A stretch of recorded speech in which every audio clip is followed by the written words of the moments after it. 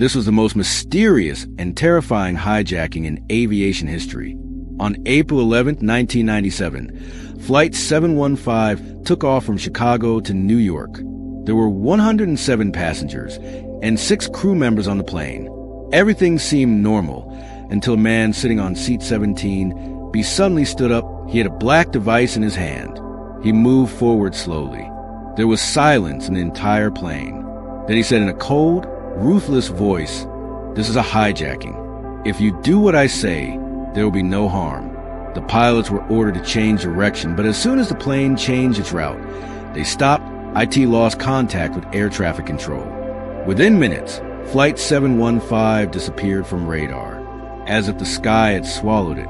Hours later, the same plane suddenly appeared again in the skies of Ohio, but now it was on its original route, straight towards New York.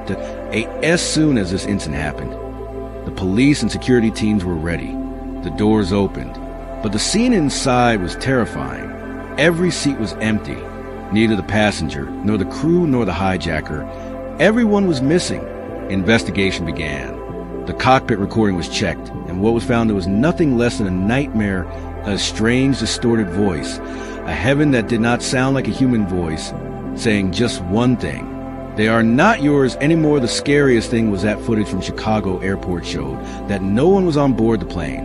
Flight 715 did take off, but was empty from the start. But the story does not end here.